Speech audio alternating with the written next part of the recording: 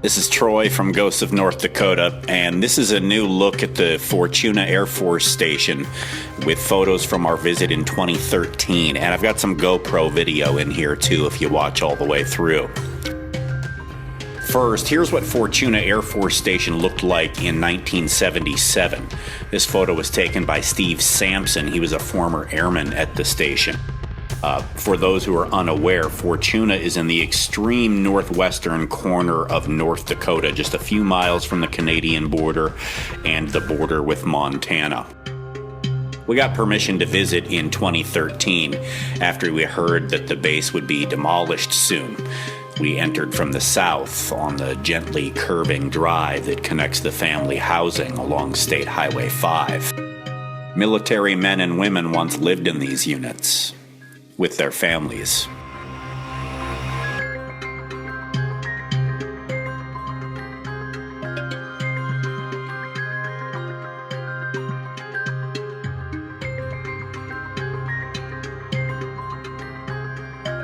We were eager to get to the top of the hill and explore the former operations part of the base. Right here at the top of the hill is where we experience something we occasionally encounter.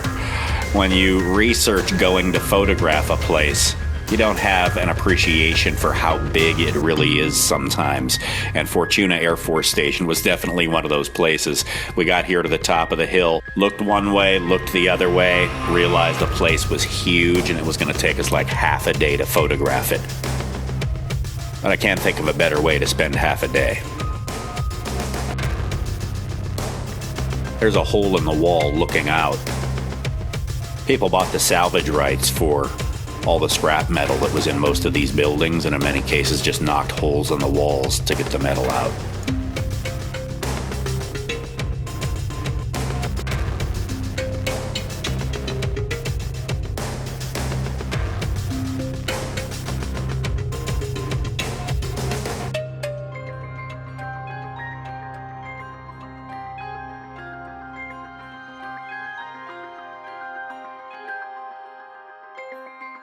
Kind of feels like an old school video game almost, doesn't it?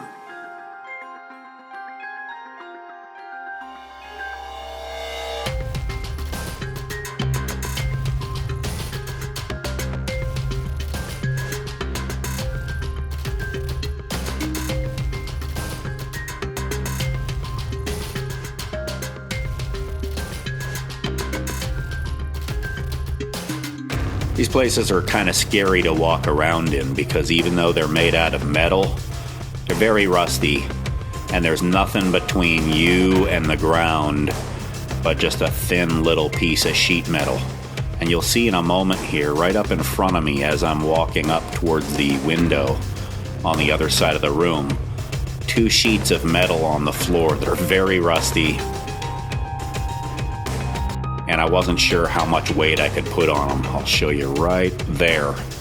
The sheet of metal on the floor was very sketchy. I would recommend extreme caution if you explore a place like Fortuna Air Force Station.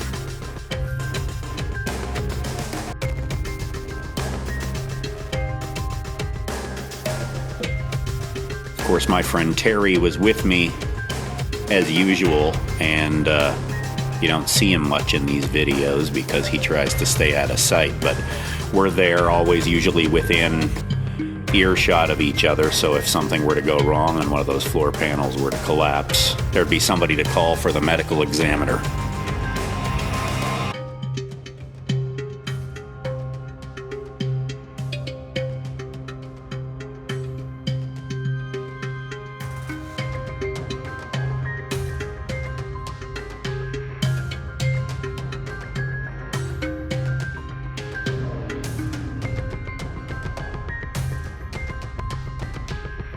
Back inside the tower is the kitchen on the ground floor.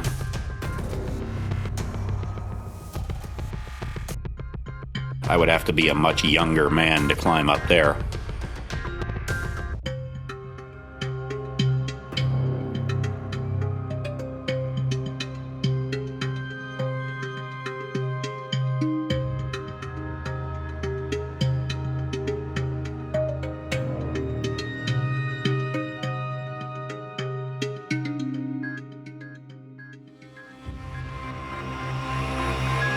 I'm wearing the GoPro on my head as I'm walking down here, and right about there, Terry snapped this shot of me walking down the steps. And there you can see the doorway up there with the little platform on the side of the building. That's a 3-story drop straight to the ground. So if you were to go through there paying too much attention to your camera perhaps, or maybe in the dark, and you pushed through that door thinking there was a platform on the other side, you'd be going straight down to the ground. Very dangerous.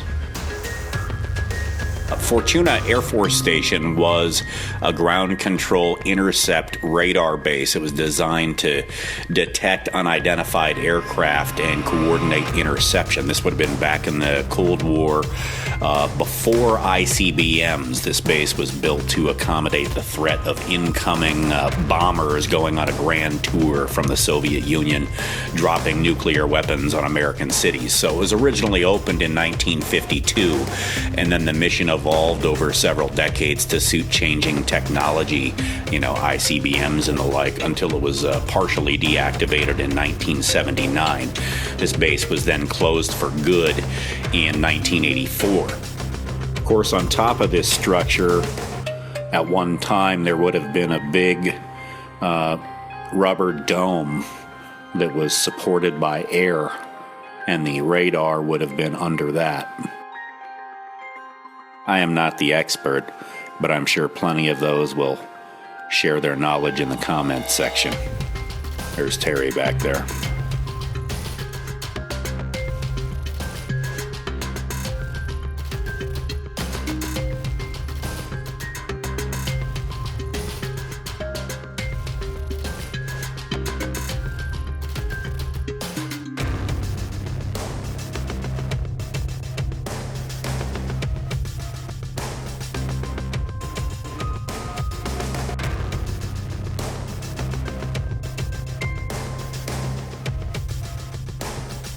This is true North Dakota prairie territory out here. You drive by it in a car on the interstate at 65 miles an hour. Might seem kind of boring. Get out of the car and step out into it, and you immediately recognize that it's special. That it's unlike any place you've ever been. If you've ever wanted to travel back in time, the Great Plains is one of very few places where you almost can.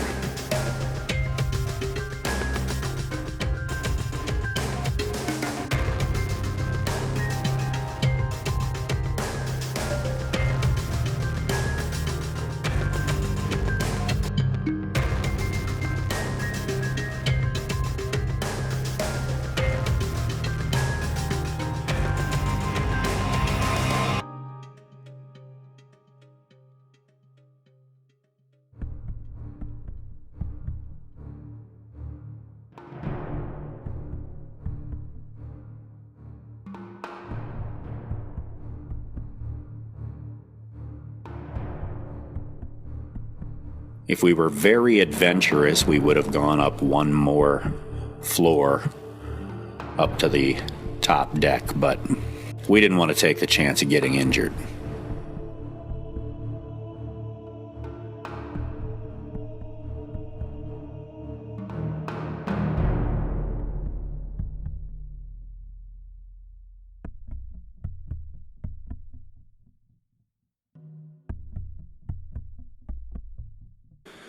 Terry took a rare risk and disappeared into the basement of this structure. And when he came out, he had some photos that sent a little chill down my spine when I looked at them. Read that. When you read the instructions for decontaminating yourself in case of a nuclear event, you realize that it wasn't just a lonely assignment on the prairie. These men and women were putting their lives on the line and agreeing to a very grim existence if things went the wrong way. We took a look down at the bottom of the hill and we realized there was a lot still to photograph, so we tried to wrap things up at the top and make our way back down. This is the motor pool. Just as we were walking up to it to get some photos, there was a sudden clatter and a deer came bounding out of the motor pool. This is the guardhouse at the former southwest entrance to the base.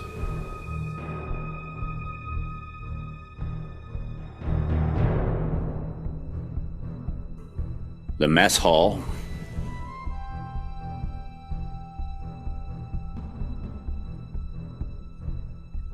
There's a little area between the mess hall and the gymnasium.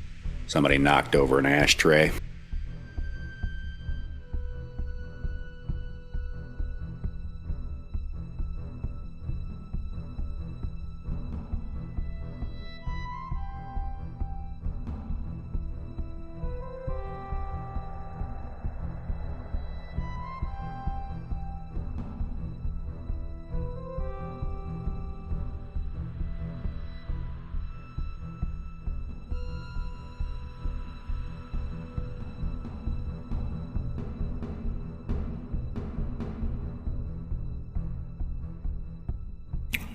One of two nightclubs we photographed on the Fortuna Air Force Station, and the former gymnasium with one whole wall missing.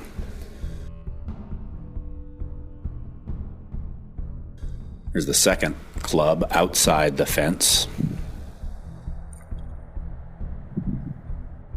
And there you have it. That's a look at Fortuna Air Force Station from July of 2013. I'm told it's soon to pass into history. You can always see more, read more at ghostsofnorthdakota.com. Thanks for watching.